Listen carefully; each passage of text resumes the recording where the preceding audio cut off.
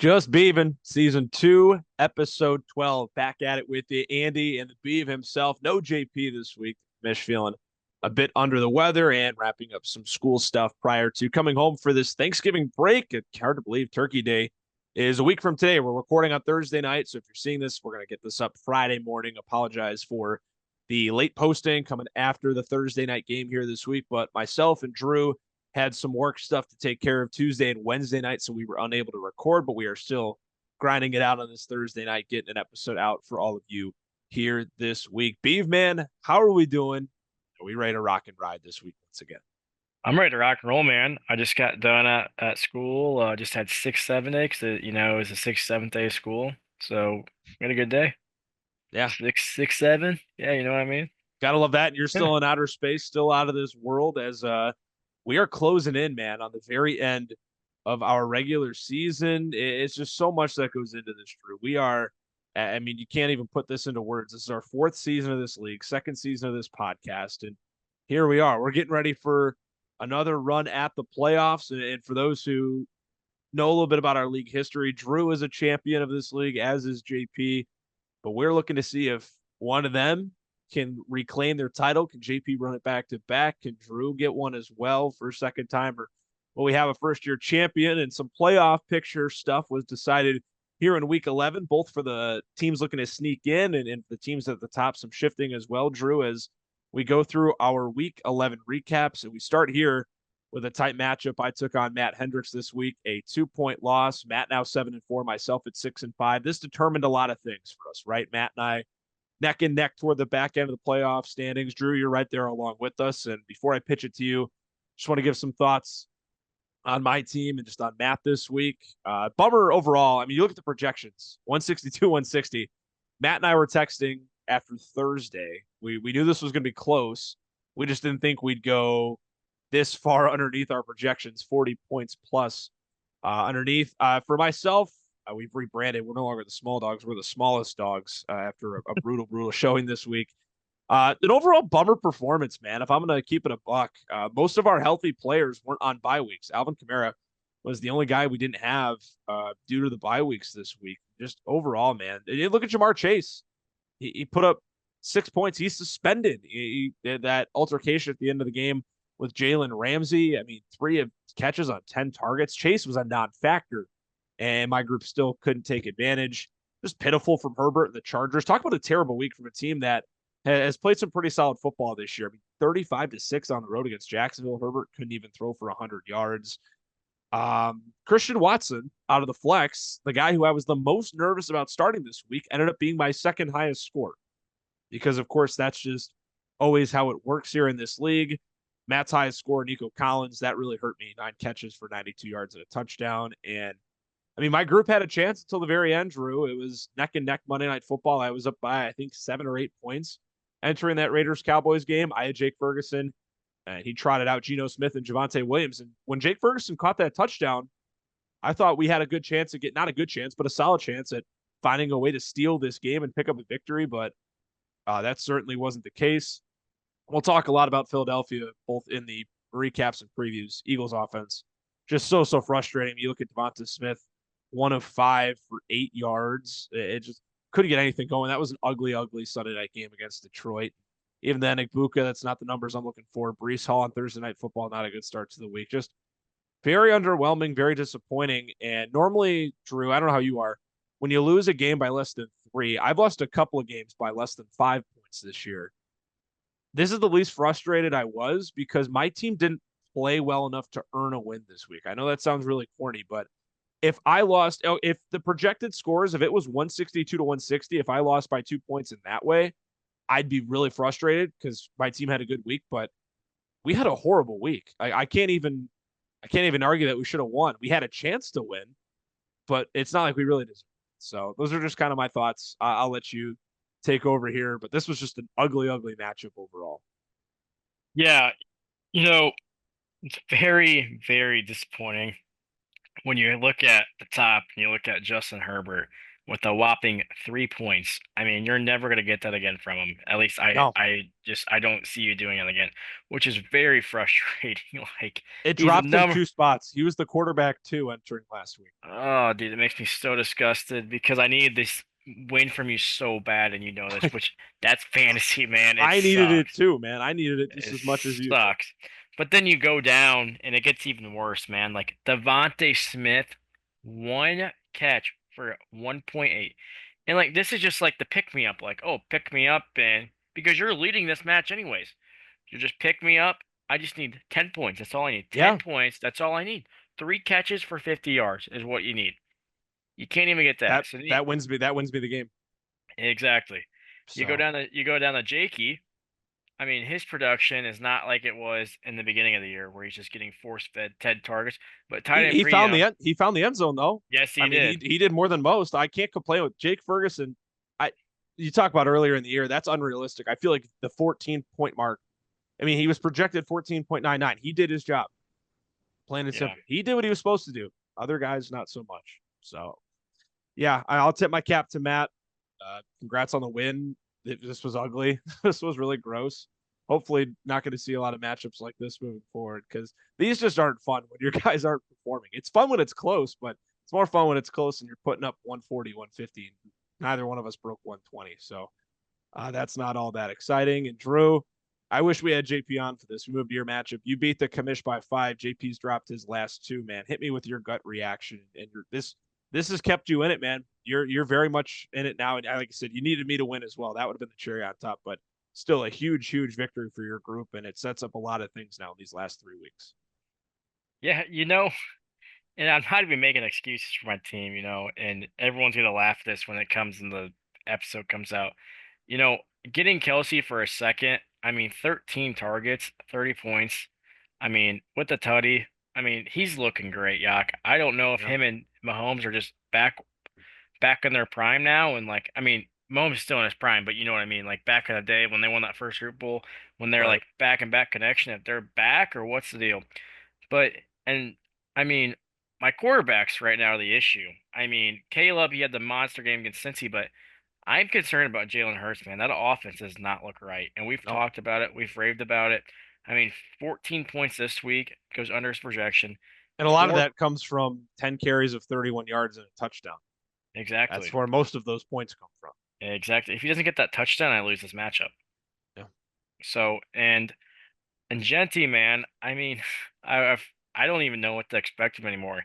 And for a fantasy manager, do I just have to be happy that he gets 10 points? Like I don't know what to expect from. You draft this guy with your number 6 overall pick, number 6 in the whole draft, okay? And you're Yeah. giving him only 6 carries. Like I just don't understand the production. Doesn't make any sense. And it's not like they were behind the whole game. Like at halftime, I think what they were down 7, right? It Something was crazy. close. Yeah. But I laugh at this too, and then we'll get over to the JP side. I feel like Yak, somebody always gets hurt in my matchup. Like in the last 4 weeks, somebody gets hurt in my matchup. Yeah. It was Jalen Warren this week. Last week it was I can't even remember. It was Romeo Dobbs got hurt. He got hit in the chest. The week before, I think it might have been I don't one of them was my tight ends that I didn't play this week. And then Calvin Ridley this week. Oh, his Bateman got hurt. That's who got hurt when I started him Mm. against you. And then Ridley broke his clavicle or something this week as he comes back from the IR, which I think's hilarious. But going over to JP's team, I mean, well, I should have said this too before we get to JP's. Henderson, I gotta be happy about his performance. 33 points this week. Unbelievable. Thursday night football. I mean, that set the tone for you, man. Yes. Truly unreal. 3 total touchdowns. Like this is what you expected from Travion Henderson. Not only like when you draft him or anyone drafts him as a dynasty manager, but in the NFL, big time top 40 pick in the draft, a guy who was incredible at Ohio State. This is what you expected, man. He put it on when the lights were the brightest. I mean, if he's doing that, but the thing that scares me is that, and in my opinion, I'm not just saying this because he's on my team. He's the best running back in that room. I don't care about Stevenson. He's the best running back in that room. And yes, is Stevenson a Yeah. good running back? Absolutely, he's good. But I think he's better. And I'm not even just saying that because he's on my team. I really, truly think he's a better running back. But if we go over to JP's team, I mean, just monster week from McCaffrey. I mean, if he goes under 25 points in any week, you get lucky, like we talked about with Frank, with Trey McBride. Okay, he's another generational talent. Brissett, like we talked about, uh, had a completion rate of 57 passes. He didn't complete 57 passes, but he threw 47 57 to passes. 57. Yeah, I That mean, 47 is the most by anyone ever in a single game in NFL history. I mean, Jacoby Brissett, quite the trivia question. If that holds, I don't know how long that'll hold. It may hold for a little bit, actually. A few years down the line, that'll be a fun trivia question whenever that's asked at your local bar or wherever on trivia night. That'll be a fun one. Anything else, Drew, before I toss in my thoughts and we move on? oh yeah, I just want to ask you real quick. Sorry, I'm talking a lot on this matchup. You're good, man. But It's your matchup. but I just want to go JP's one of his guys real quick. Justin Jefferson. You know, McCarthy comes back. He just can't really seem to get him the ball. I mean, we saw it when they played our Bears this week. We got out with another sneaky dub and a nail biter. He missed, I think Jetta's, as you see, he went 5 for 9. But I mean, I think two of them were wide open. And he just missed them, and I think they're like 30-yard bombs.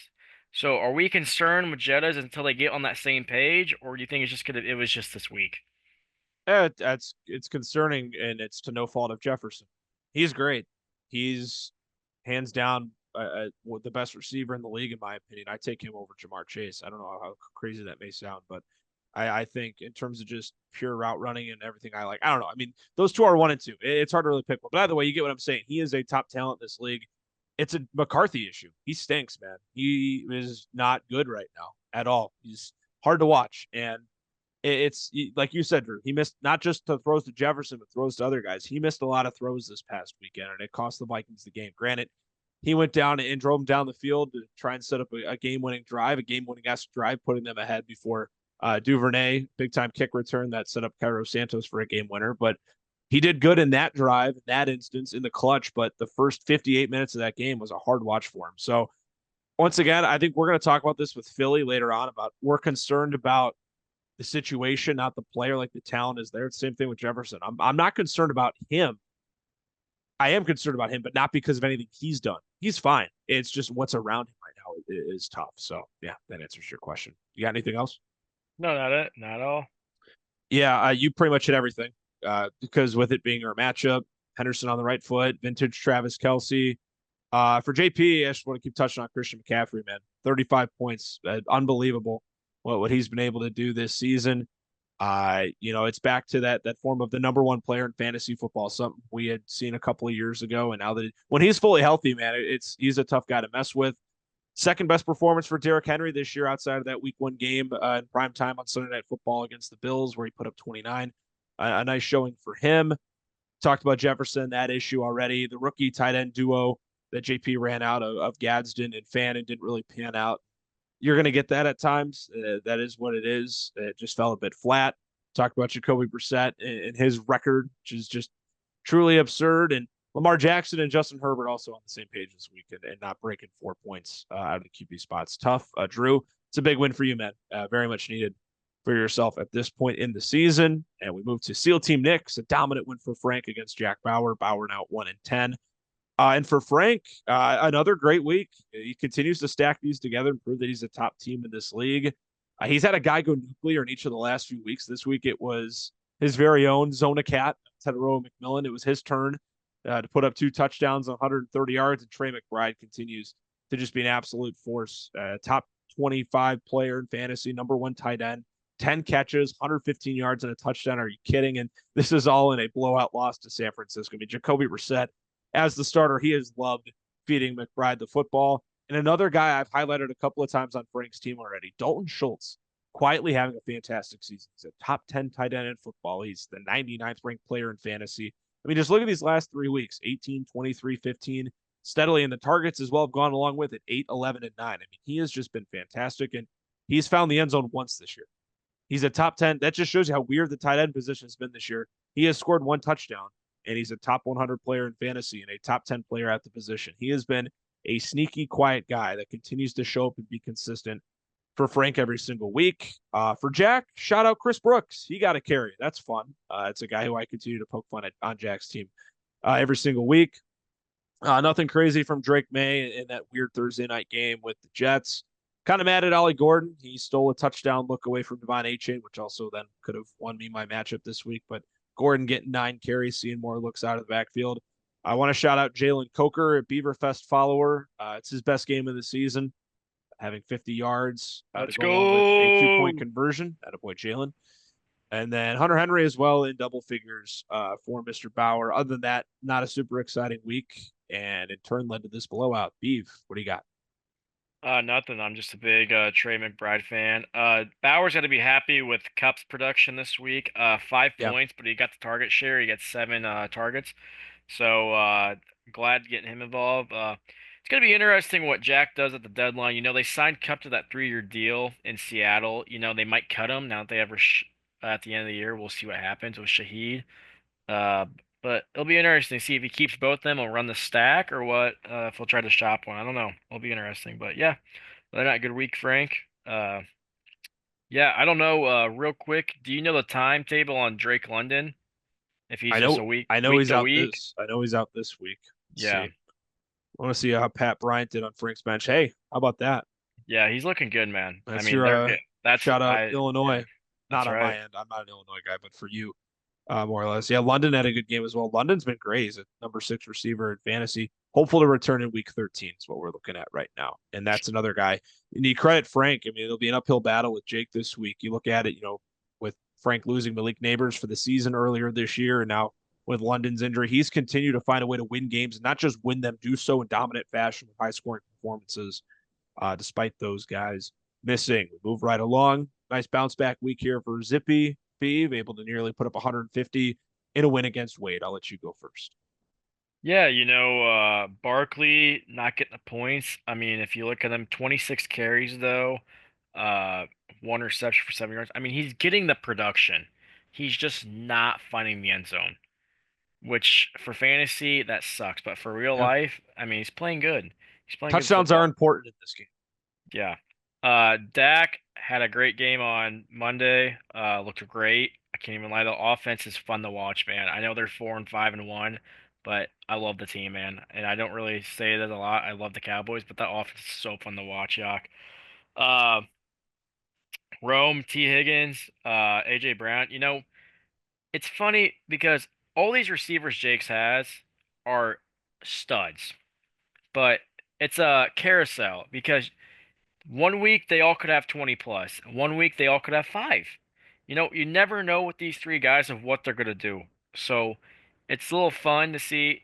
Uh, I don't know. It's just weird with these two because you would think they'd at least have 20 plus every week for how good they are, but it just doesn't happen. Yeah. Jake's got to be happy about the performance Kittle put up. Great performance in that blowout. 29 points with 2 tutties.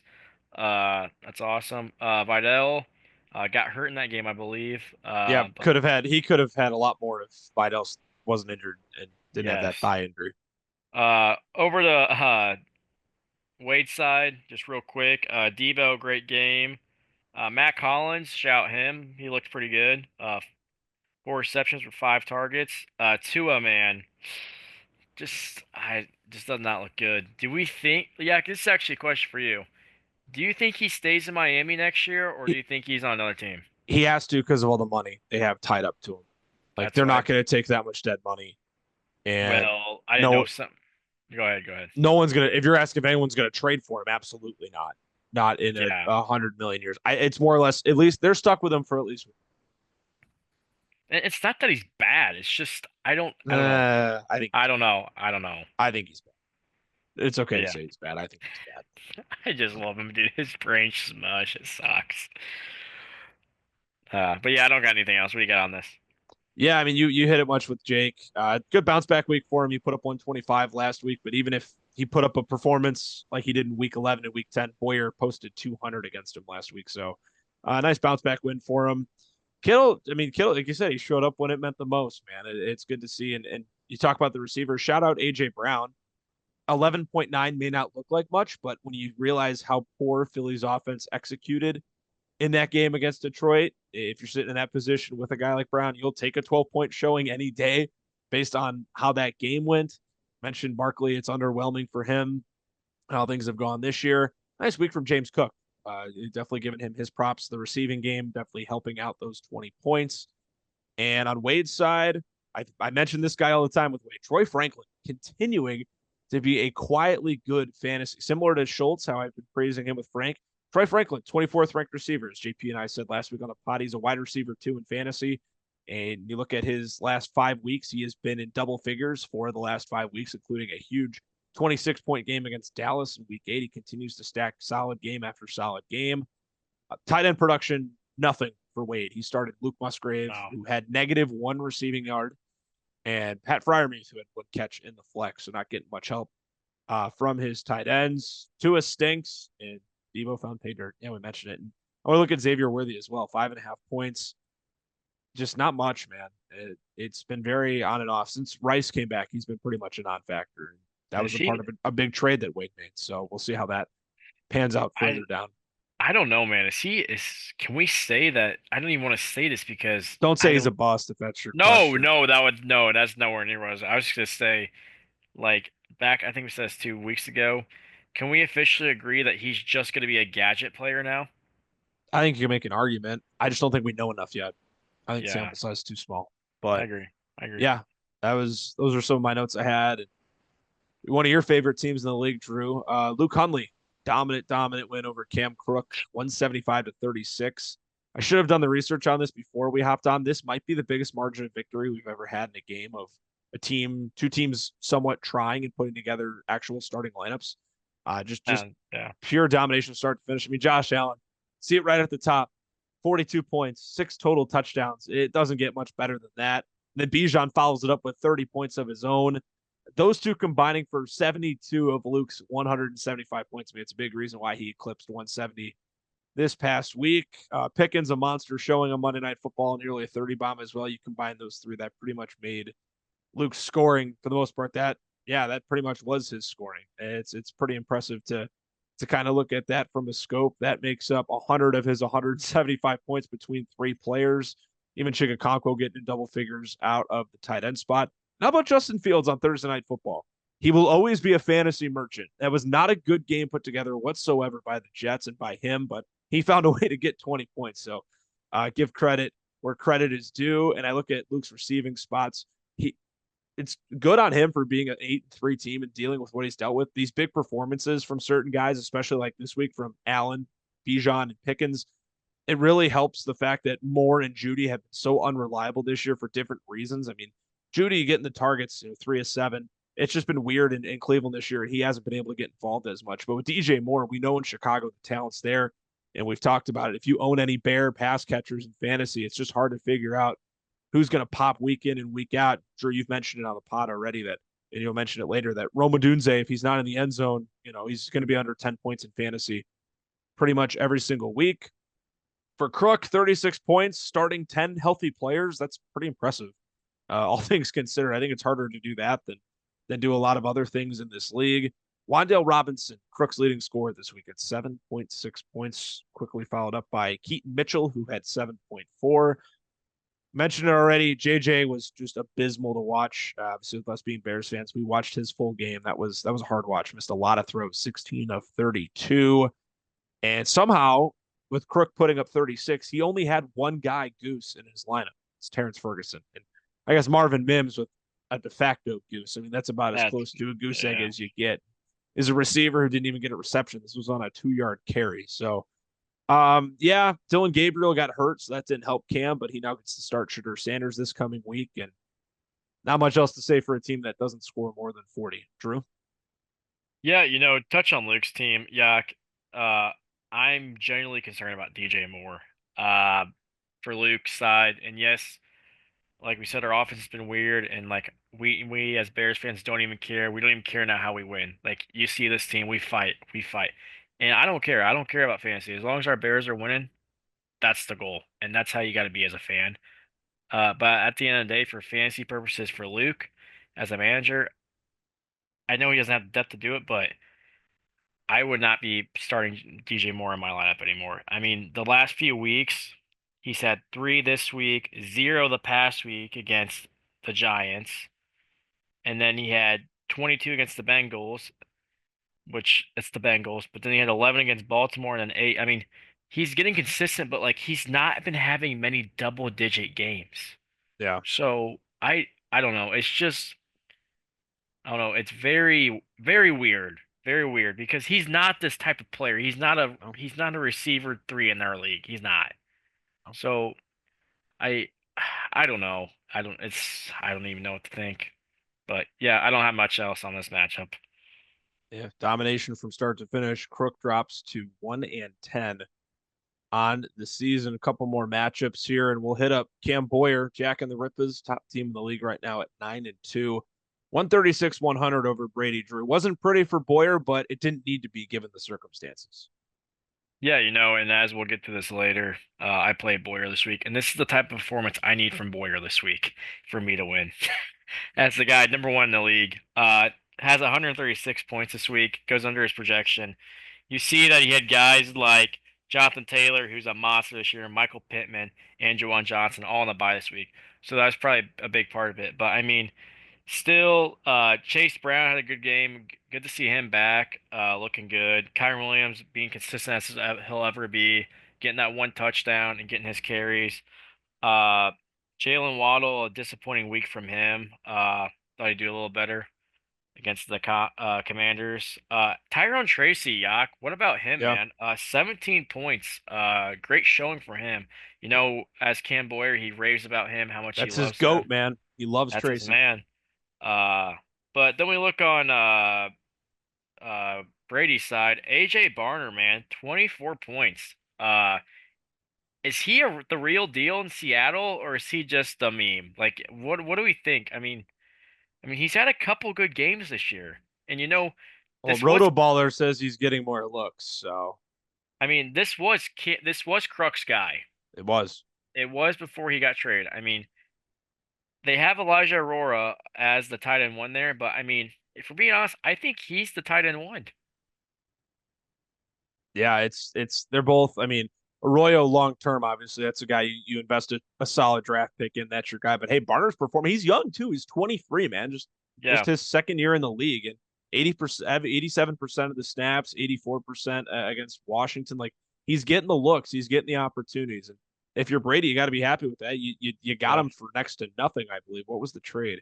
Yeah, 2/3 for him and Theo Johnson. I mean, that's a great deal, all things considered. Taking a flyer on a yeah, couple of young tight ends.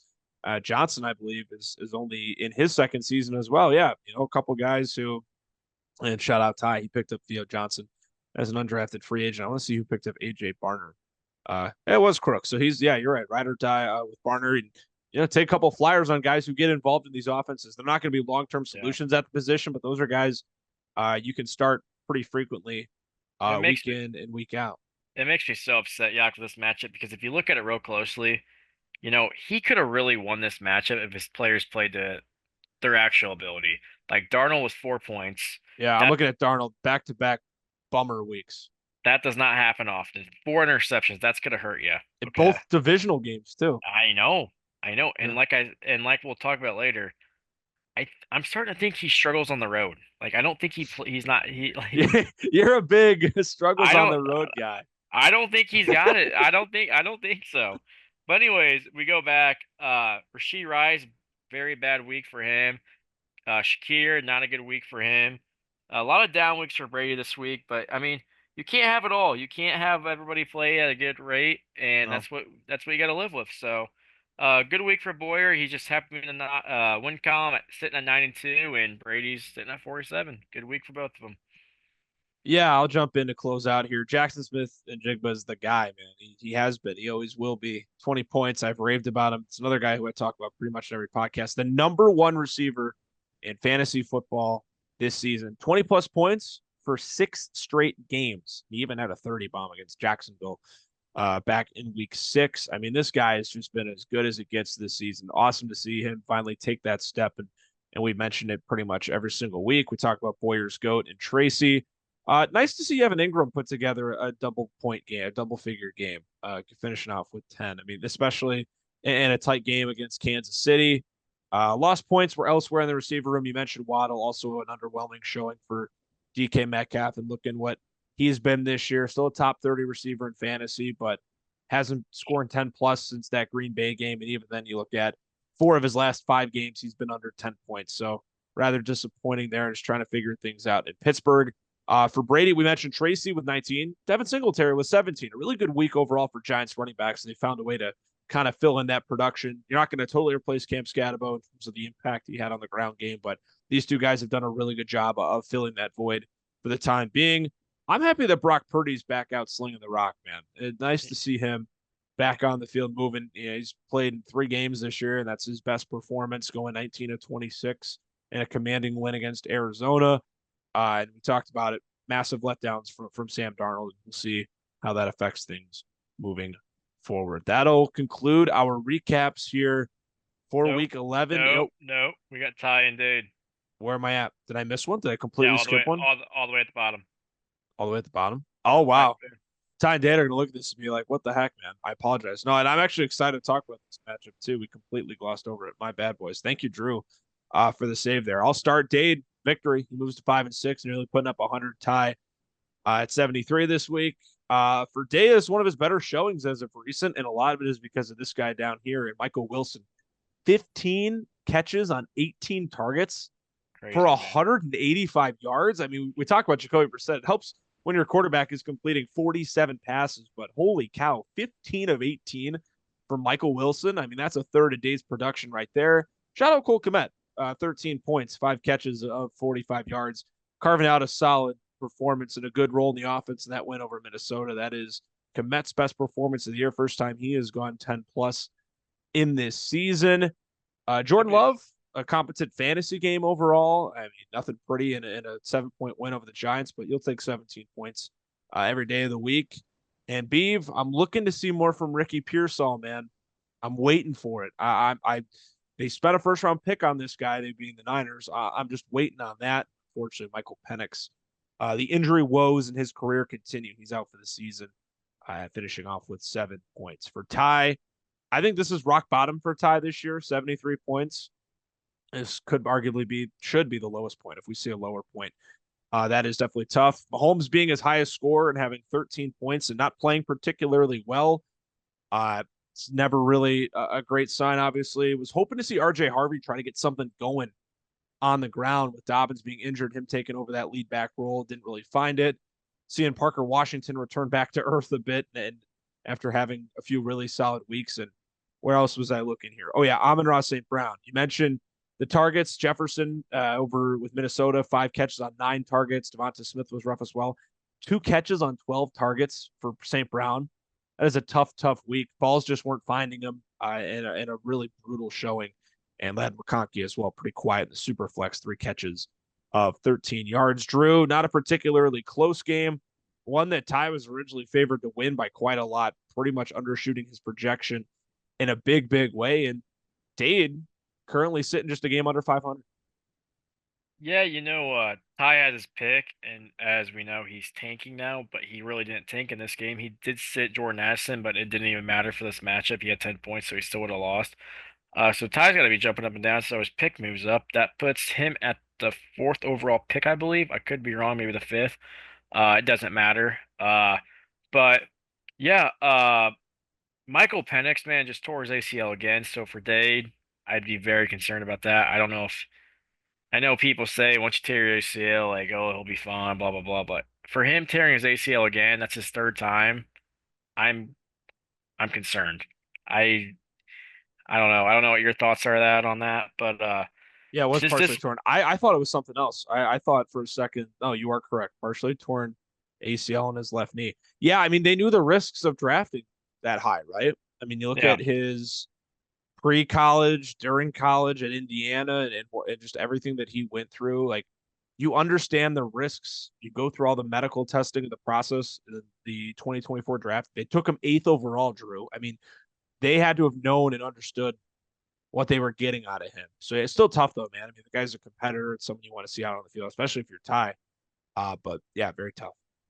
dude, I just hate the Falcons, bro. Giving the Rams a top 10 pick now because they're so bad and don't know how to manage, because they had to trade up for James Pierce, who hasn't even been great this year, and we all knew that.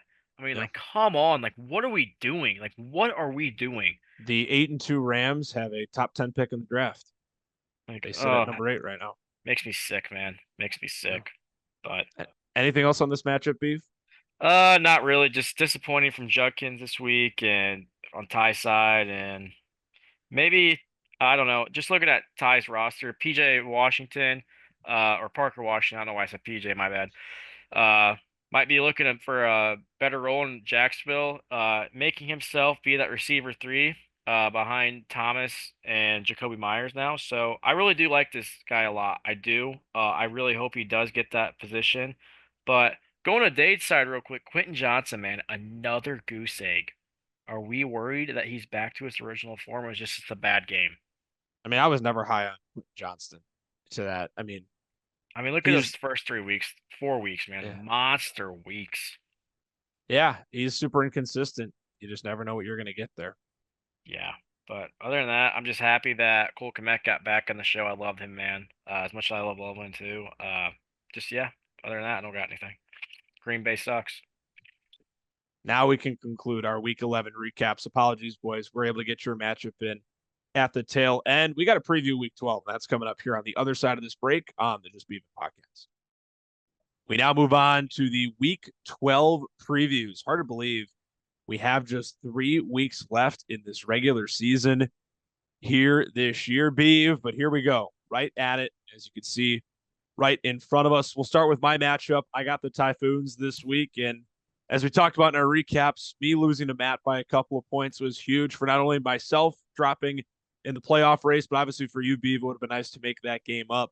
Talk about tiebreakers and all of that. We kind of went through the recaps that this could very well come down to the 7th seed being me or you in the playoff picture in just a few weeks. But I get Ty this week coming off a tough performance in week 11 against Dade, and just looking at some of my matchups and who I have. No Justin Herbert, no Devon Achane. That is brutal. That is actually tough. And I know if I were to not have those two at the same time in one of my final 3 matches, this is probably the one I'd want to have them in or not want to have them because I play Zippy next week and then Bauer in week 14.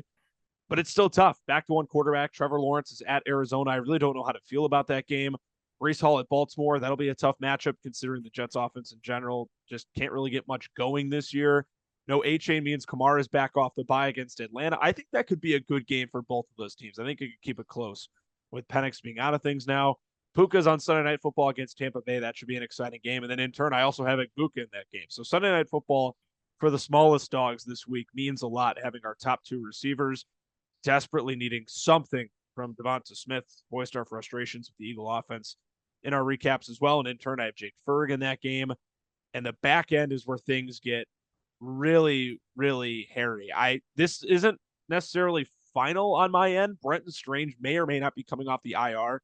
Jacksonville's tight end this week, but Drew, That'd be huge. I hate these back 3 spots, man. Fant, Watson. Watson played good last week. He had 20 points, but he truly is a hit or miss guy. And I don't think I've ever started Xavier Legette in this league. And as we look at my bench, maybe I'll throw Chimere DK in there instead.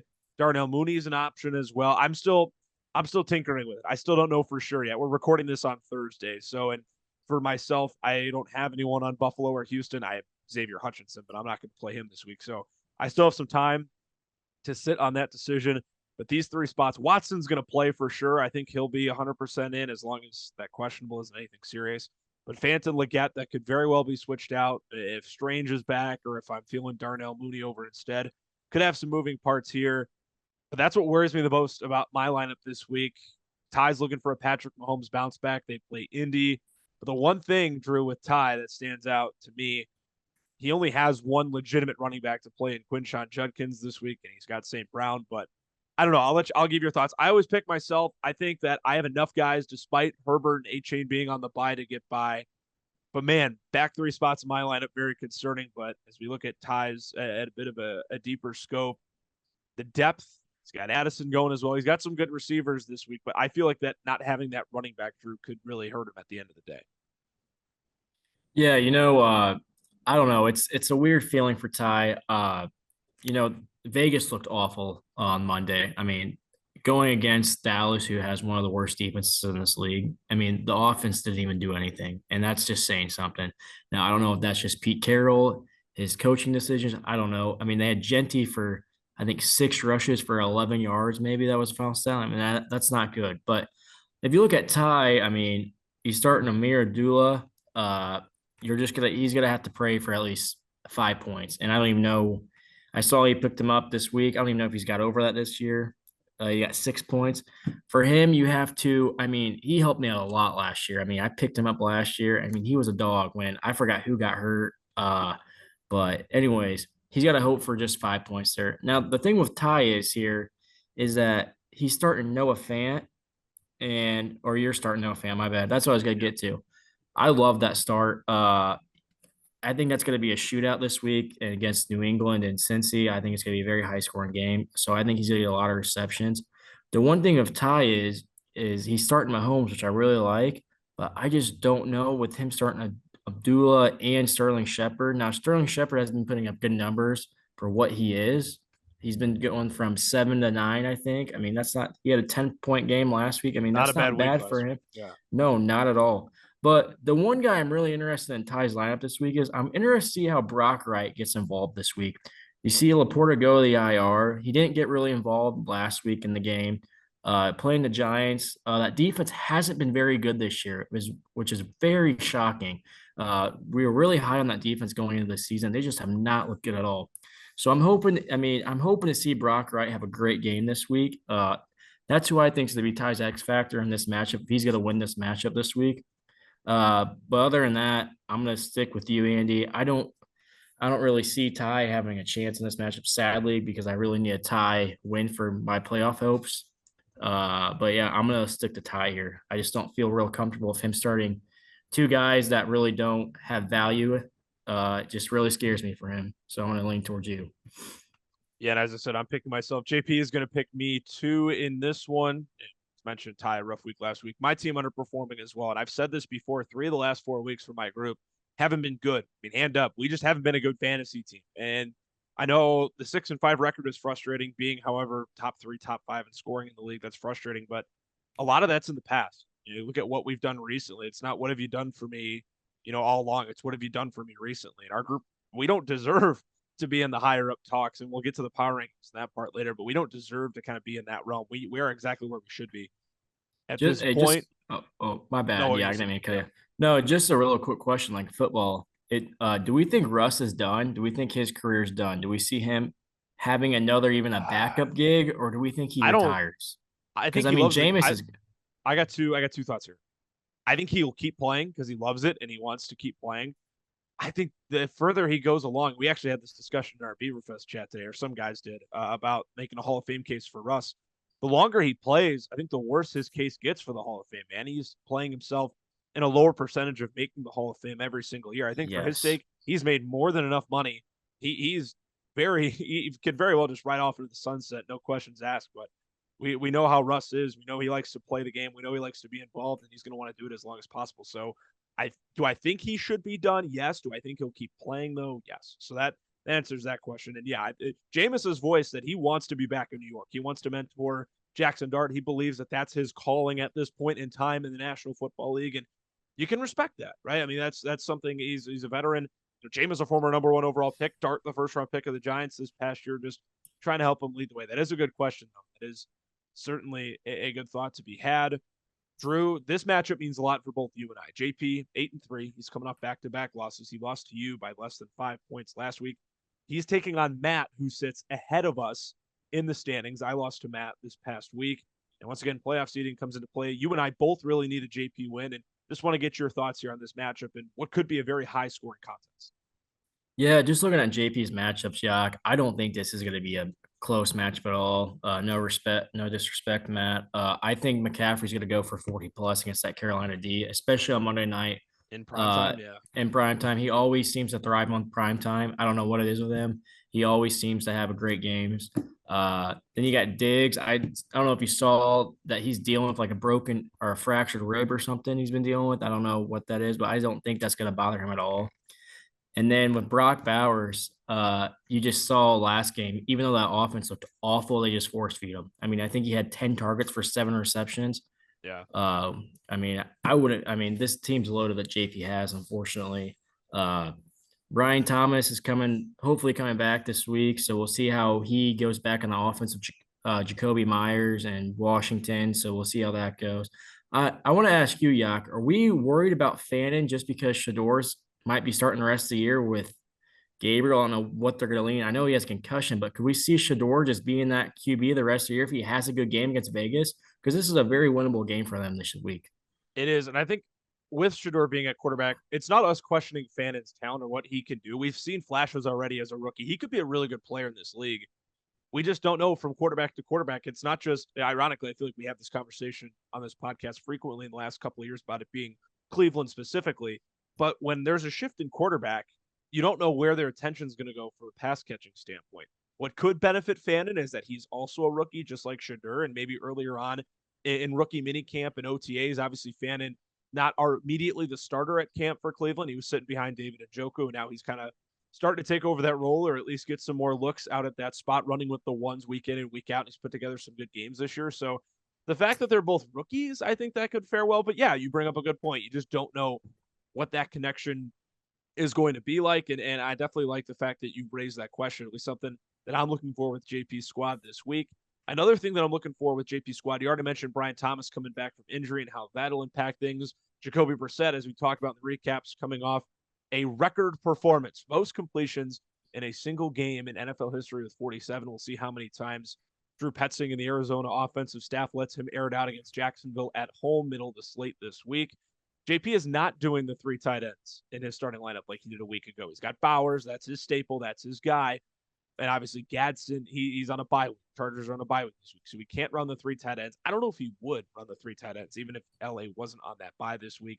So we'll see how that changes things. Looking for a bounce back from Fannin. Hoping to see Jefferson and McCarthy from a fantasy standpoint get on the same page. Another rough game for JJ last week against the really good Bears defense. And Jefferson even got frustrated. You saw it at times in that game. He was not thrilled with what was going on. He's got a couple of Niners in prime time, and he's got his two Ravens as well. From a Matt standpoint, tough to be had with Jamar Chase. I don't know. I mean, we talked That's about the correct crazy. Yeah, that's the deal. And he got the suspension issued to him. Matt obviously not having him in his lineup this week. He's got to play Shavers from Buffalo instead. That is a massive drop off. And Hendricks, he beat me last week, but it was 119-117. It's not like his team played the lights out a week ago, coming off a rough performance. It's weird to think that if Matt were to somehow win this game, him and JP would have the same record this year, given what they both have gone through. JP has steamrolled the first 9 weeks of the campaign, and Matt has been making decisions, or at least a couple months ago, he was making a decision every other week, whether he was trying to compete or whether he was focusing on 2026. So that's just wild to see what a couple of weeks can really do for a team. But I'm with you, Beav. I don't think this is going to be particularly close. Obviously, Matt's team always has that boom potential, doesn't always meet it. And I'm just going to put a little bias because, like I mentioned at the top of previewing this matchup, you and I both really need a JP win for the sake of the playoff standings this week. But I also think JP just has the better team. And if Matt doesn't have Jamar Chase, that's going to make it tough for him to pull out a victory. I'm shocked that Josh Jacobs is listed as questionable. I thought that injury was a lot more serious. We'll see if he even gets some run this week. Who knows what goes on there? It's weird, that situation. I thought he was designated as out already for a couple of weeks. So the fact that when I was doing my prep for the podcast earlier today that there's a shot that he plays this week, certainly wasn't expecting that. Obviously, it doesn't mean he will, but JP's team healthier in terms of the lineups we have in front of us, and you can just rely on it. Yeah, I think that even if Jacobs plays, I think he's going to be very limited. We'll see how that goes. But just looking at a couple of matches with Matt, just what worries me about his matchup here. He's got Javonte Williams going against Philly. I mean, that defense has looked great. I see him going under his projection. Shavers, I don't know what to expect from him. I mean, they're benching Keon Coleman again, so he'll be that receiver 3. And that's a Thursday night play as well. That's what starts the week for. Exactly. So I don't know what that. Nico Collins of Buffalo. I mean, it seems like he's getting better. Like he's doing better with Davis Mills because he's giving him the ball. But you never know with that offense, dude. It looks good one week and it looks terrible the next week. And then you got Mark Andrews and David Montgomery, just 2 question marks. You don't know about them either. I mean, just a lot of. I don't want to go every player, but just you guys know what I mean. Just a lot of question marks for his team weekly. I don't know, and I don't know. It's going to be a weird game for Matt here, but I'm still taking JP here.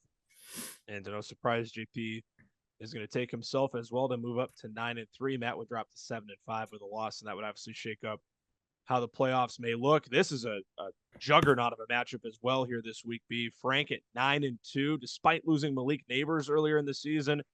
His team has been playing incredible. He's got Zippy this week. Both teams coming off a victory in week 11. And Drew, I think the first thing we got to talk about, Cam Ward is the QB1 for Frank this week, with Bo Nix being on a bye, with CJ Stroud not being healthy. I think that's got to be the biggest reason for concern. That's why Jake's currently projected to win. And Frank's going to need some help from everyone else here in this lineup to make up for. I mean, here's the thing with Cam Ward. Obviously, hasn't been the rookie season he's wanted it to be, but he's also playing Seattle. It helps that it's at home. If this was in Seattle, this would scream absolute disaster. I still don't think it'll end well with how well the Seahawks have played defensively this season, how great that unit is. But he's just got to hope that we get a Jahmyr Gibbs boom game against the Giants. McMillan was fantastic last week. He's got it in prime time on the road on Monday Night Football. That's got to be the anchor he needs this week. And he's got a couple of guys going, 3 guys, almost a third. This is a third of his lineup going on Thursday Night Football, and Woody Marks, Dalton Schultz, and Jaden Higgins. Drew, just looking at Frank's team, that Cam Ward start is going to be something he needs to overcome, and it may not even be enough. Yeah, the one thing about the Seahawks team is it just seems to think in my head that Darnold struggles really, really bad on the road. I mean, you saw it last week. They almost won against the Rams, but I mean, 4 picks, and they were still in that game. I think he threw 2 picks the week before. I mean, the pick ratio with him is getting a little scary. Not that Darnold's in this game and that matters, but just for the offense itself. With going down to Ken Walker on Frank's team, he's got both of them. It's like he says every week, it's a hard sit start for him. You never know who's going to get that goal line carry. And now, in my opinion, Washington Seahawks the last month. I mean, in my opinion, Charbonnet is the clear play in my opinion. He's always on the goal line every time I see them when they're trying to score or feeding that guy on the 5-yard line or whatever. But looking at here, I don't think Cam Ward even gets 11 points this week. I mean, I don't know. That offense is so bad. It's just at this point, no offense, Ty. I think it's worse than one of the Bears' offenses in the last 3 years that we've seen. I mean, would you agree or no? It's awful, dude. Ty texted us in the chat earlier this week. Has anyone watched a Titans game this year? And it's an obvious no for me. I can't even say I've watched a full quarter of Titans football. I can't even watch it, dude. It's bad. Like it's bad. worse. I don't even, and we thought we had it bad. I mean, we did, but I mean, it's worse than I don't even want to get into it because I don't even have flashbacks. But I want to go down here with Frank's flex plays. Like you said, he's starting all these Houston guys, but how about Trey McBride, man? I mean, he's really making himself as one of the best tight ends in this league, besides Bowers. I mean, he's going to get you with our tight end premium. He's going to get you 25 plus points a week. I mean, there's no getting around it. He's going to have 25 plus points a week. And if he doesn't, good, you got lucky. I mean, there's no other way around it. You got lucky. But on Jake's side, I want to ask you for your Bears bias as well. For sure. Are we like Roma Dunze? He has his spike weeks and then he has his down weeks. I'm really starting to think that if he doesn't get in the end zone, he's going to go under his projection every week because he's obviously Caleb's favorite target in the end zone. But if you see when he doesn't get in the end zone, he has about 6 to 5 points or he has a goose egg. I think he's had 2 goose eggs this year. So I don't know about that. It's tough having that combined with AJ Brown, and that we talked about in the recaps how frustrating you own Hurts. I have Devonta Smith. Jake has Brown and Barkley. The 3 of us understand how frustrating it has been for that Eagles offense this year. Sorry, dude, you can no. I was good thing you said that because I was going there next after I was going to talk about T Higgins, but I mean you can just tell that offense is missing Kellen Moore so much. It makes a huge difference. I mean, and you can just see it on their faces. I mean. The last game, AJ Brown goes to the GM and cries because he's not getting the ball. And then you see in the last game we saw with your team, Devontae Smith, 4 targets, but he had 1 catch. They're just force feeding AJ Brown. So it seems like he's just picking one player each game and just forcing him the ball. And I could be different, but what do you think? Do you think if Barkley doesn't have a good week here, are we officially panicking? It's tough because we know like it's not a talent problem for Philly. It's a system problem. Like, we know Barkley's we know Barkley's elite. We know Brown and Smith can be really good. It's just an issue of how they're running things right now. It's just low scoring games. Yes, from a fantasy standpoint, I'm worried, but I'm not worried about the player himself. I'm never worried about Saquon Barkley in terms of what he can do. I just think this is JP brought this up. I'm pretty sure he brought this up when it was him and I last week on the podcast. It was the fact that whenever the Eagles have gone internally with the offensive coordinating hire, it hasn't gone well. I don't know if that was a conversation we had, or I've had that conversation with someone. When they've gone internally at OC on the promotions, it hasn't gone well. They need to go get someone outside the building like they did with Kellen Moore. It helped them win a Super Bowl last year. So to answer your question, no, not worried about the player, but I am worried from a fantasy standpoint in the short term because that's just not what a team like Jake, a team like me, a team like you needs right now from Eagles players that we rely on pretty heavily every single week. That'll be a really important game for Jake, Philly, and Dallas, having Dak as his QB1. James Cook, that's who he's starting the week off with on Thursday night. Brank's got his 3 Texans. Jake has James Cook coming off a 20-point game. You mentioned Odunze, super hit or miss. I feel like in our entire lives, whenever we play any type of fantasy football, Bears pass catchers, historically in our lives, the Bears offense has been pitiful to watch. But just in general, even when there's some hope and there's some good playmakers, you just never know what's going to happen there. George Kittle on Monday night is Jake's anchor. That's great, coming off a fantastic Week 11. We'll see. You already mentioned you like that Bengals and Patriots matchup for Higgins. Would be nice to see if Bucky Irving can get some run this week. He's been out for quite a while. I have him in a redraft league, and it's really sunk me this year. Yeah, he hasn't played since week 4. When Bucky Irving has played this year, he's been great. 14, 18, 13, and 25, rounding out against Philly. Jamison Williams, he found the pay dirt Monday, or I should say in prime time this past week as well. And Zippy's going to be starting Rodgers against Chicago. That makes me no. I was just gonna say it. It's very crazy that he's gonna start Rodgers, even though it's his non-throwing hand. I just think it's weird that he's gonna start Rodgers, even though he has a minor injury. You know what I mean? Unless he has no one else to start. I haven't really. Let's see here. I guess I mean, I guess that is the only guy. I guess he could start Loveland, but I mean, as us Bears fans, we've seen he's been more in the blocking game than the receiving game. So I get it. Tough call to make every week. Who are you taking here, Drew? I'm going to take Jake here. I just like his matches better. I think that Philly Dallas game is going to be fireworks. I really do. So just because of that, I'm going to take Frank here. Or not Frank, Zippy. I'm sorry. JP is going to take Zippy as well. I was leaning Frank until I realized Cam Ward is his QB1. That's literally the deciding factor for me this week. And, these primetime games have been just horrid this year, especially the Thursday night games. And if he can't get much off the ground with his 3 Texans, that combined with having to start Cam Ward, it's going to be a lot to fight back from. So, big clean sweep across the board. I'm going to take Jake as well. I'll say it right now. If he doesn't get 45 points at least from these 3 guys, it's game over. The game's over. 45 from those 3 Texans? It's 3 guys. It's 3 guys. It's Woody Marks, Dalton Schultz, and Buffalo. But their defense is terrible. I don't know. I mean, you're leaning a lot. You're going to have to. You're asking a lot of Jaden Higgins, who we haven't seen a whole lot from this year. I would say maybe 35. Woody Marks has been very, very involved. That's why I'm saying. I mean, he's been pretty good for them. So I don't know. It's a matter of what matches on the other end. If James Cook explodes, then you do need that 45. But that's still interesting food for thought as we keep moving along. Cam Crook at 1-10. He's the underdog against Brady. Beav, any quick hitters? It appears that Brady's going to get his 5th win of the season. Yeah, I'm just glad that Brady's sticking out and not going full tank mode. You just love to see everyone going. Rashee Rice, man, I just want to pull him out. He's looked great. But I'm expecting a big week from him. Yeah, but the one thing I want to point out as a pod and for you to ask you questions about this, what's Keon Coleman? What do we think now? Is he done in Buffalo? They're benching him again tonight. Do we think he gets traded immediately? He's not playing tonight? He's not playing at all. He got benched again. He's not playing at all again. It's terrible, man, because he's such a good player. I think he needs a change of scenery, in my opinion.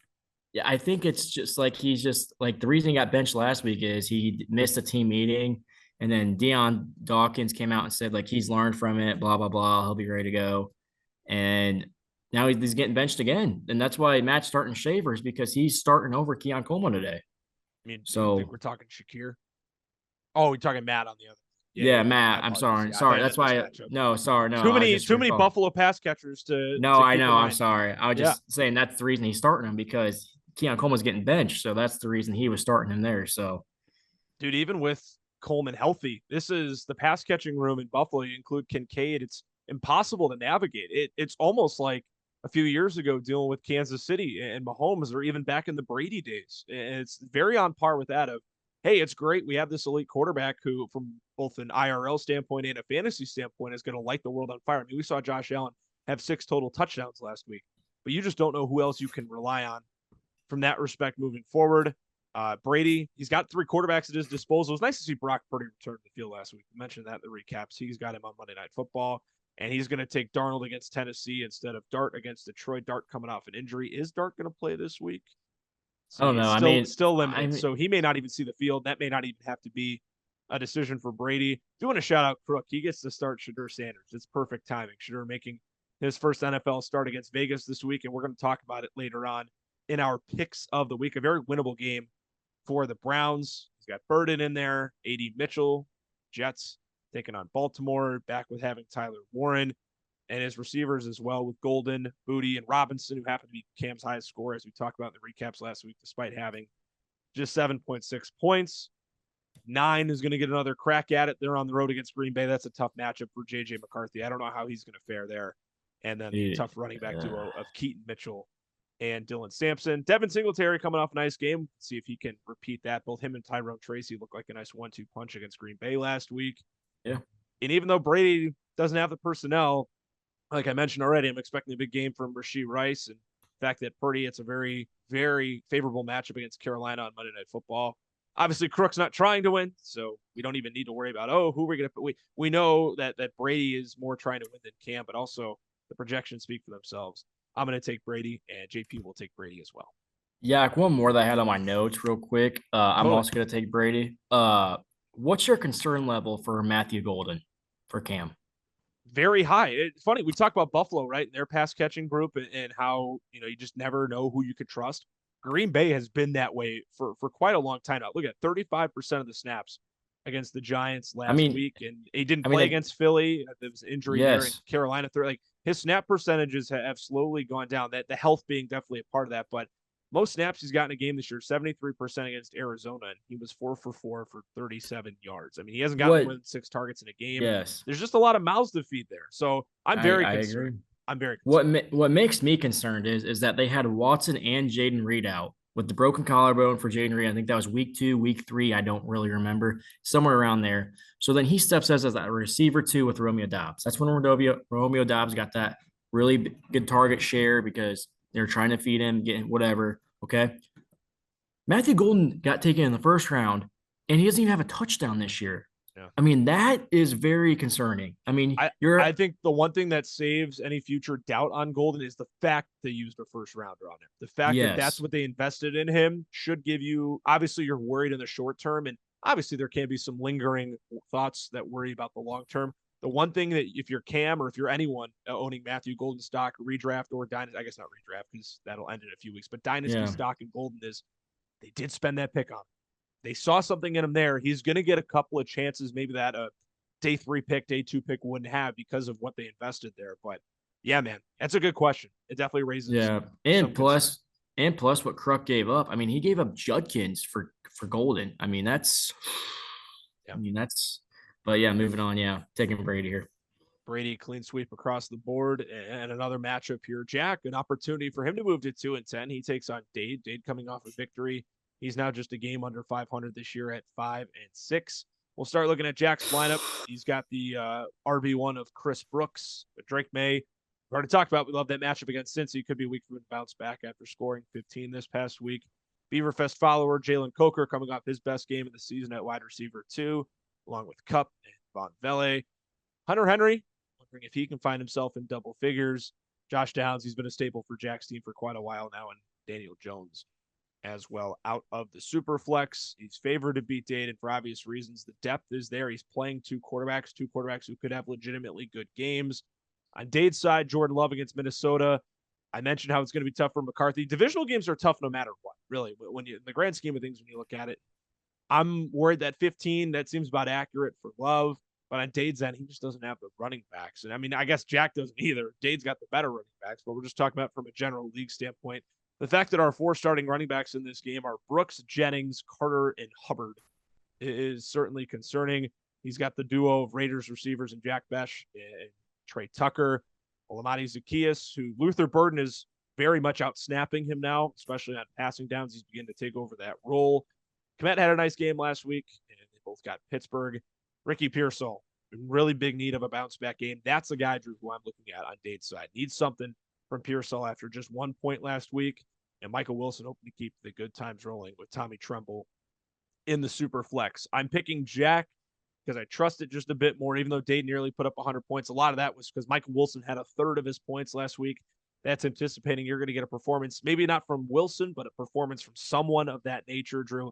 And I just don't really trust it at the end of the day. I think the two quarterbacks for Jack, along with one of these receivers, probably going to be Kupp or even Henry, could have boom weeks, and that'll lead Jack to victory. This is going to be ugly, though, no matter who wins.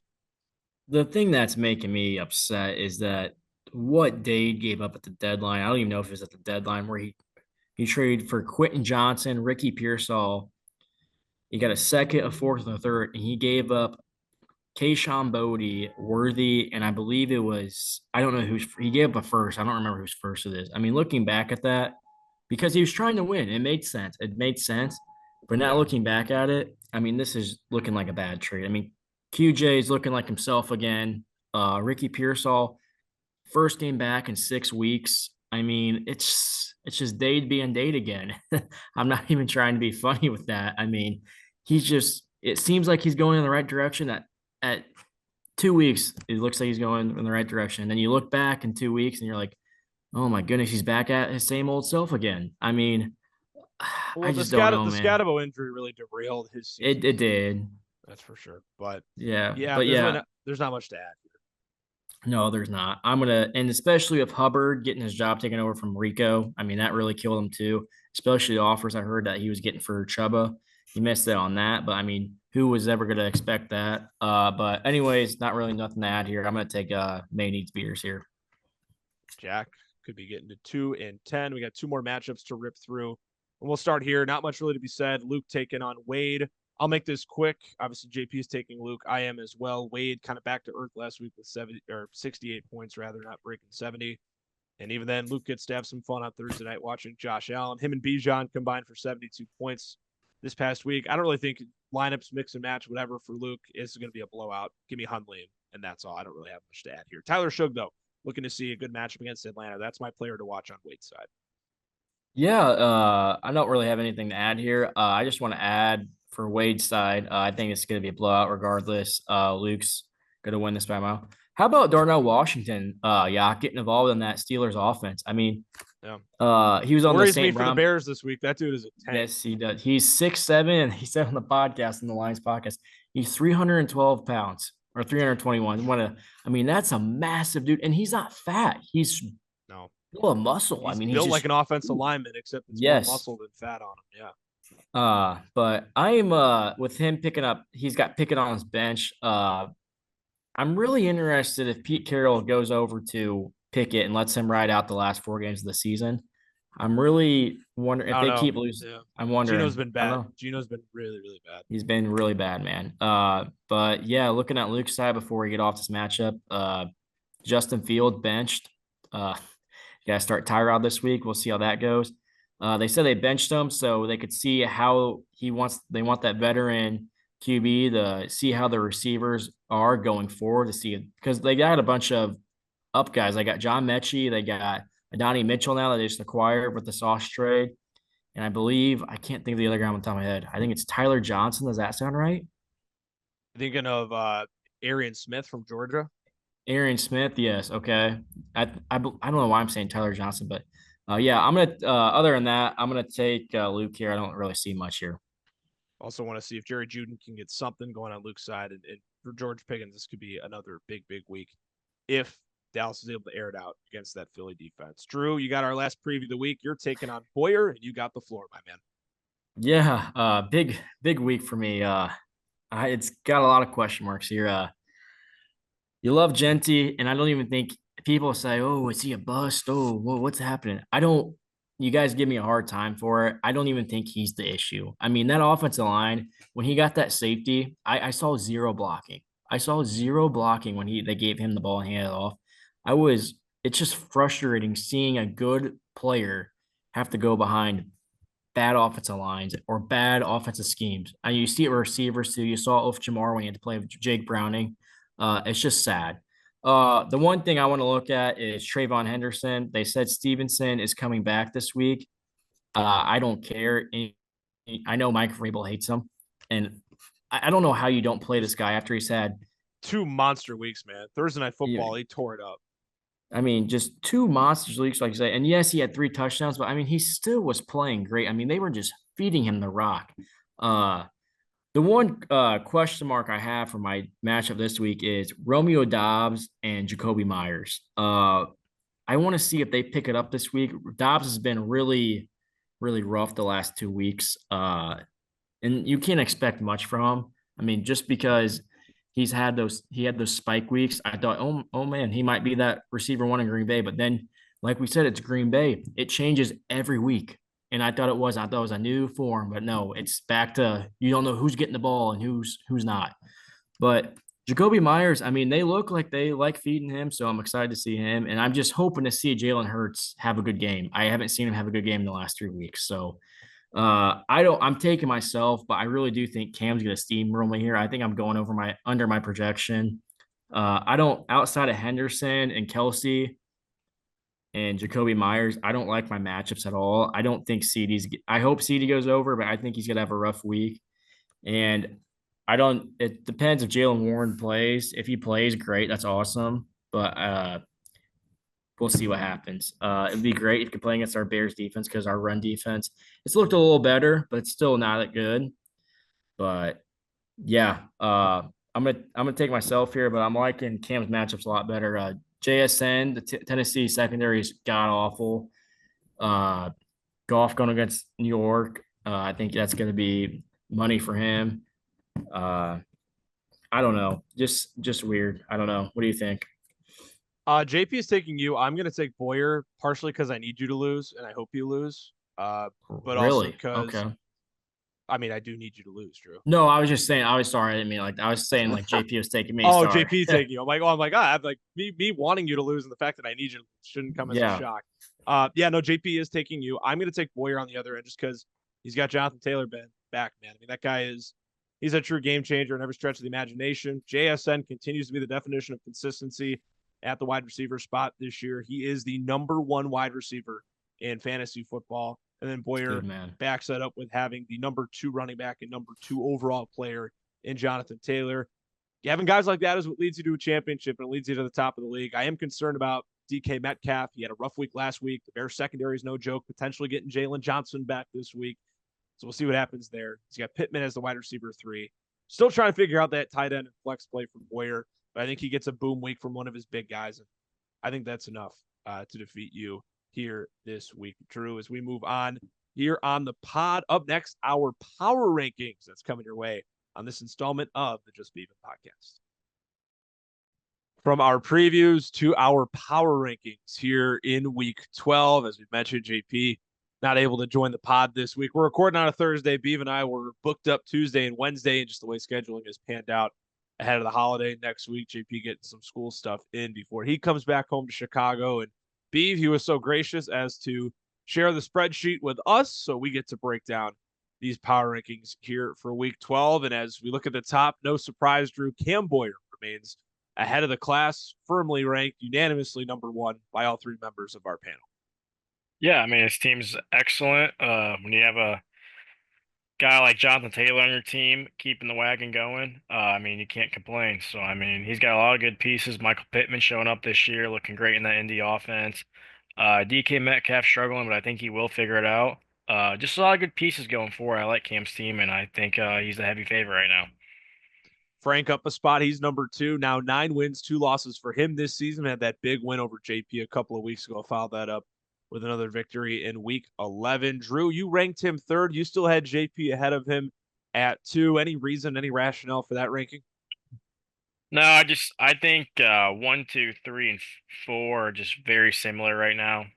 Not I wouldn't say Cam's very similar. I'd say the top 2 through 4 is very similar. It's kind of hard Yeah. to rank those. I think they're right in the middle of each other, so it's kind of I don't know.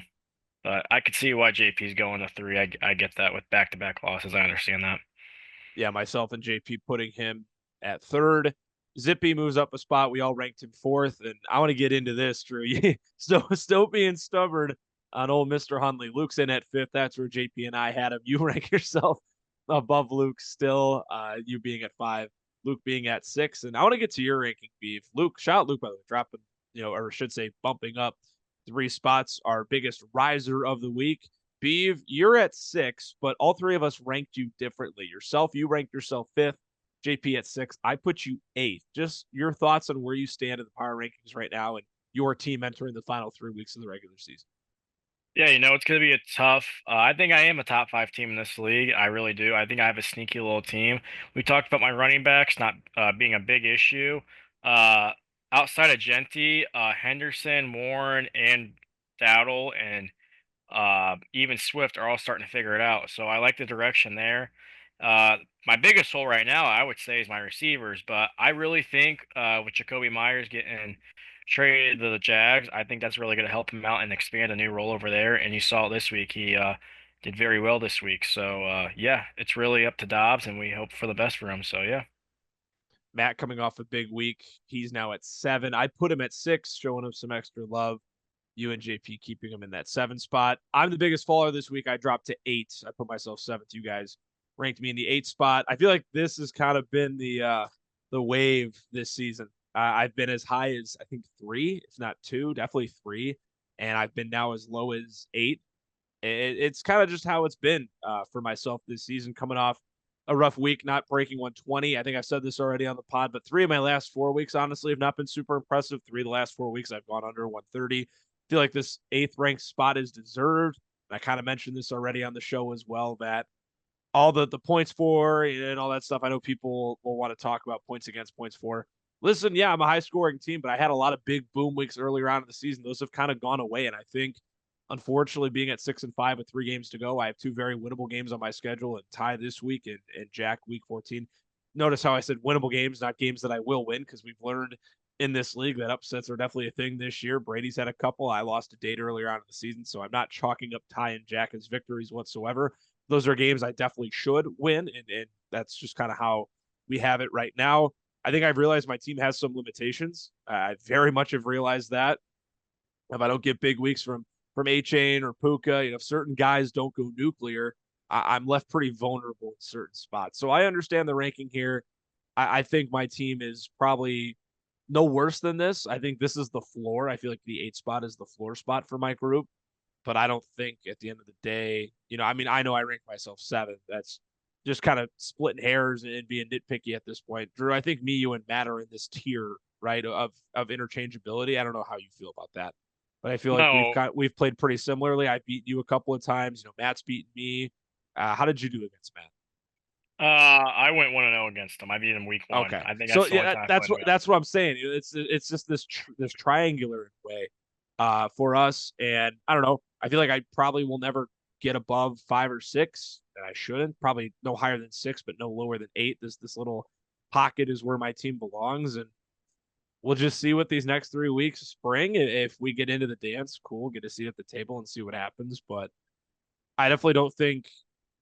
I think the 6-5 record is deserved at this point. Yeah, there's probably a loss or 2 in there that I hate, that I don't love, but at the same time, like, there's also games where my team just showed up and played flat. So we deserve where we're at right now, nothing less. And yeah, I don't know if you have anything to add, whether it's with me, Drew, or like I mentioned, that trio of me, you, and Matt kind of hanging out in these 6 through 8 spots. No, yeah, it's I should have said this in the previews, but it's really gonna come down to this week of what the playoffs look like. So if I beat Cam Boyer, it's gonna be me and Matt. Yeah, if I lose to Cam Boyer this week, it's gonna be Andy and Matt. There's no other way around it. This is the Well, week that I don't know about no, that. no, no, there really isn't. Because if we're being How? honest, well, because I'll tell you this right now. Jape, the only other way for me to get in is because Matt plays 2 bye weeks. I think he has Jack 1 week, and he has another, like, one of the bottom teams. And then you play Zippy, Yeah, okay? who do you play the rest of the way though? I play Brady and Jack, or Brady and Cam, okay? But Well, that's not, go ahead, go ahead. yeah. Oh, I got never mind. I did math wrong. I was gonna be like, well, if I win this week, but no, we have the same record. For some reason, I We have thought the I still same had a game on record, you. and Yeah. and you have the tiebreaker. But I had the tiebreaker against Matt, so therefore, if he loses out, which isn't going to happen because he doesn't play anybody, which sucks, but it is what it is. You can't control that. Yeah. So this is the week that determines the playoffs, in my opinion, because JP's not losing 4 in a row. It's just not happening. Yeah. I will say with my team, I don't think I'll beat Jake, but I also don't think that can be chalked up as an automatic loss No, I agree. because I'll get everyone back. I should have Joe Burrow back as well. That's for week 13. That's worth noting.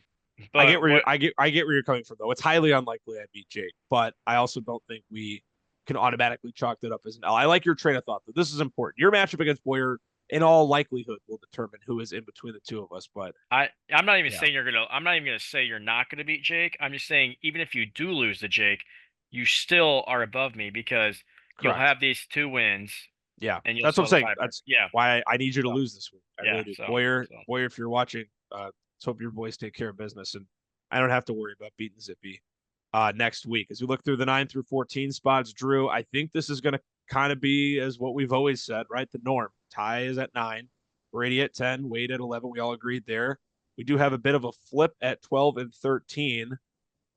That should be different. I believe I put oh no, I did put Date at 12 this past week because he put up almost 100 points. So no, that is correct. Date is at 12, but he still stays there. Jack down at 13. I feel like that could be those guys will probably flip at least once in the next 3 weeks based on how they, perform win or probably loss. Yeah, that'll be at that point. And then Crook bringing up the rear as always. Beeve, do we have any last thoughts before we get on to our picks of the week? no. I just want to. I think the picks are not locked for sure. There could be a lot of flip flops around for the bottom 5 picks.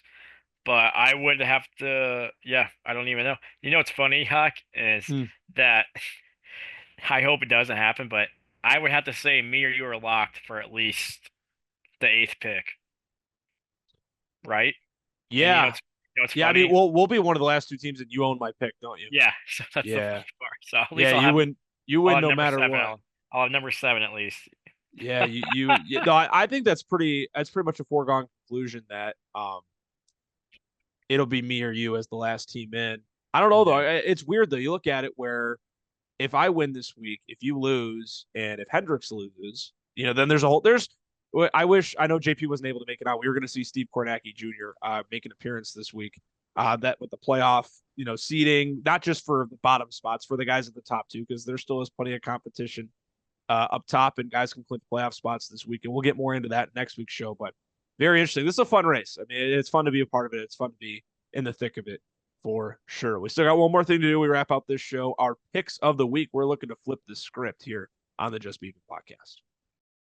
Beav, rounding out the show like we always do. Our picks of the week. The floor is yours, my friend. We need some winners. We were 0-3 as a pod last week. Yeah, not a good look for our betting slips. I took Calvin Austin anytime touchdown. That did not hit. JP took the Commanders money line. That did not hit, and a heartbreaking loss. And then Yak took the over in the Rams Seahawks game at 48.5, and that did not hit. So we're looking to bounce back here. JP couldn't join us tonight. Busy schedule, like we said. I couldn't join us last week. Just that time of year, getting busy. Finals are coming up for school. Just getting busy. But we'll go right into it. I'll throw out JP's pick right here. He's going to take the Raiders -3 against the Browns this week. He thinks that Shador can't play football, and he thinks it's going to be a blowout, which I think is crazy, but I love it. I'm really excited to see Shador play, even if he's terrible. I just like the meme. I want to see him ball. It's good You for the know? meme. It's good for the media. I like that pick though. Rookie in his first Yeah. start. I mean, Vegas Yeah. Vegas has been really bad, but I still like that. Any And it's team on any team he's gonna face, I think you were to bet this week. But yeah, and it's I on the like road, so I get it. So yeah. Yak, I'll throw it to you. What's your play of the week? I got a small spread as well, man. I've done the Bears a couple of times this year. I'm going to ride them again, -2.5 at home against Pittsburgh. Man, we really want this one against Rodgers, and what this would do for Chicago's playoff hopes, it put them up to 8-3. Does not get much better than that. It's just a field goal game, and that's the type of games the Bears have been playing all year long, winning these one-score games late in the fourth quarter. Obviously, we don't know if that's what this is going to come down to this week, but Pittsburgh's a good team. They got a good defense. This is a good unit overall. I think a big thing is just keeping Rodgers in the pocket, keeping him contained. This defense has been so great with takeaways this year with Dennis Allen and Al Harris in the DB's room, preaching to those defensive backs, making so many guys better. Big game for the Bears this week, an opportunity to further cement themselves into the playoff race. And I love that -2.5. That's my pick this week. Yeah, I can't complain picking our Bears. I love the pick. But we'll wrap it up here with the show. I'll throw my pick out there. I'm going to the Seahawks-Titans game. I'm sticking with my anytime tutties. I'm going Rashid Shaheed anytime tutty. Oh, I thought you were going to go JSN there. Nope, I'm changing it up. I'm going plus 260 Rashid Shaheed. So we'll see how that goes. But yeah, looking to go 3-0 this week. I like everyone's picks, and let's have it a bang. 3-0 bounce back, just even 2-1, getting a winning record following the 0-3 spot last week. I think that's the second time we've gone 0-3 as a panel this season. Not a good look, but we're looking to get back. We're looking to get right for everything else in this league. We're looking to get back on the right page, hoping to get JP and get everyone back here next week. We got the Thanksgiving episode and all that as we're getting to the final weeks of this regular season. The playoff chase has officially been on. Thank you so much for hanging out and joining us here on this week's edition of the Just Beavin podcast. We will catch you next time.